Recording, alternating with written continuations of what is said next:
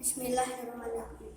Assalamualaikum warahmatullahi wabarakatuh. Innal hamdalillah nahmaduhu wa nasta'inuhu wa naghfiruhu wa ma'udzu billahi min syururi anfusina wa min sayyi'ati a'malina may yahdihillahu fala mudilla wa man yudlil fala hadiya lahu. Asyhadu an la ilaha illallah wahdahu la syarikalah wa asyhadu anna Muhammad abduhu wa rasulullah. Allahumma sholli ala Muhammad wa ala alihi washabihi ajmain. Innallaha wa malaikatahu yusholluna 'alan nabi ya ayyuhalladzina amanu shollu 'alaihi wasallimu taslim. Ya ayyuhalladzina amanu taqullaha haqqa tuqatih wa la tamutunna illa wa antum muslimun. Kaum muslimin rahimakumullah, marilah kita memanjatkan puja dan puji syukur kehadiran Allah Subhanahu wa taala dengan melimpahkan hidayah dan rahmat kepada kita semua sehingga kita dapat berkumpul di sini dalam keadaan sehat walafiat. Tak lupa sholawat serta salam senantiasa tercurah kepada Nabi Muhammad SAW yang kita nanti-nantikan syafaatnya di yaumul akhir nanti. Sekarang ini kita sedang mengalami wabah penyakit COVID-19. Wabah penyakit ini telah menjadi bagian sejarah dari manusia dan juga telah terjadi pada masa Rasulullah. Semasa hidupnya, salah satu wabah yang sering disebut oleh Rasulullah adalah penyakit taun. Perlu diketahui, kata taun telah digunakan oleh masyarakat Arab secara luas sebelum masa Nabi. Mengapa wabah bisa muncul? Ditinjau dari sisi medis, munculnya wabah disebabkan oleh proses mutasi genetik dari bakteri atau virus.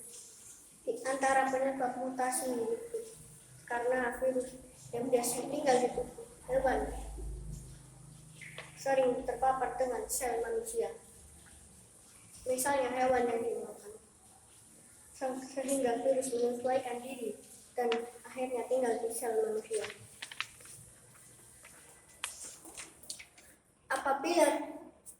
Apabila dari sisi syariat, tentu saja Allah yang menyebabkan terjadinya mutasi genetik tersebut. Adapun sebab lain adalah maksiat dan dosa manusia. Karena semua musibah itu karena ulah tangan manusia secara langsung atau dosa. Pada wabah COVID-19, penyakit yang ditimbulkan ini berbeda dari jenis pneumonia yang biasa karena jenis virus yang berbeda pula. Bagian tubuh yang umumnya terserang adalah saluran pernafasan.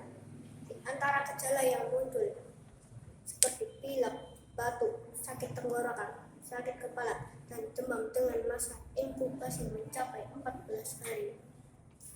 Bagaimana sikap seorang muslim dalam menyikapi wabah COVID-19? Sebaiknya seorang muslim yang mengimani takdir dan ketentuan Allah, kita wajib meyakini bahwa musibah yang terjadi saat ini di berbagai belahan dunia merupakan takdir yang telah Allah tetapkan jauh sebelum manusia diciptakan. Namun demikian, dalam menyikapi musibah COVID-19, seorang muslim hendaknya 1. Tawakal kepada Allah.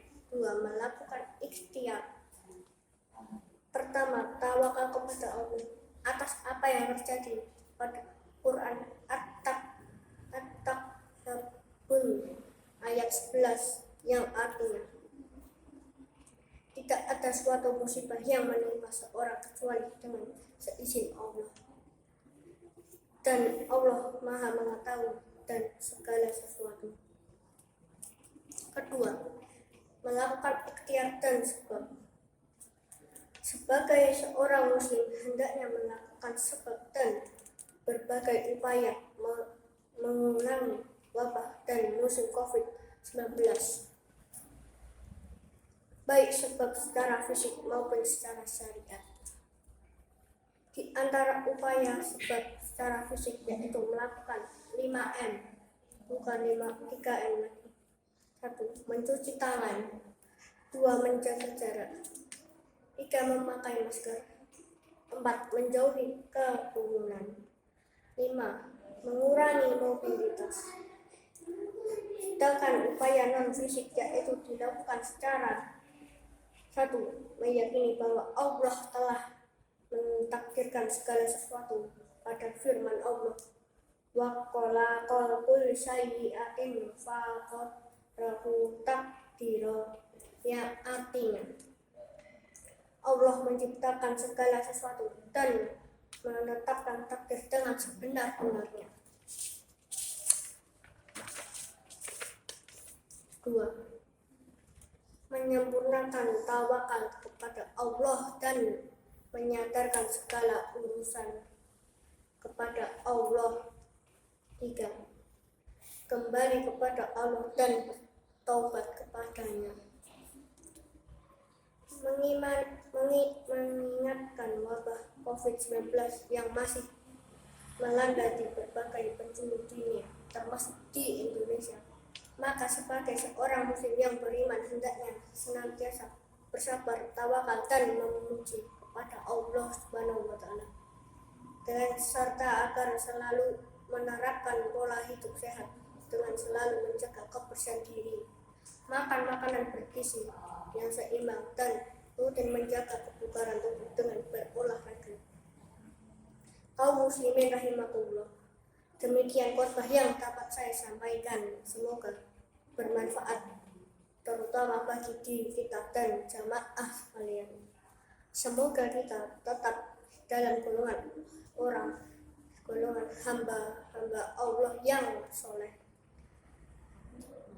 Innal hamda wa malaika yusholluna 'alan nabi ya ayyuhalladzina amanu shollu 'alaihi wa sallimu taslim.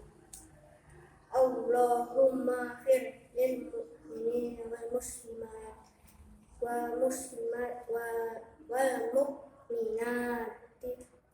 mu'minat al ahya minul wal amwat innaka sami'un qaribun mujibud da'wat ya qahi ya hajat.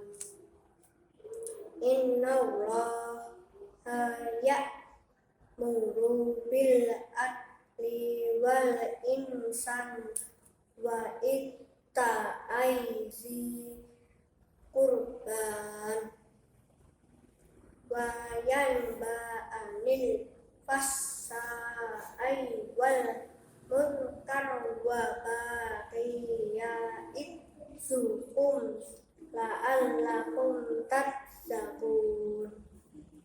Udzukurullah al-azima yakuruhu allani amilhi was'aluhu min fadli yutikum wala darullahi akbar mussalam. Wabillahi taufik walhidayah. Wassalamualaikum warahmatullahi wabarakatuh.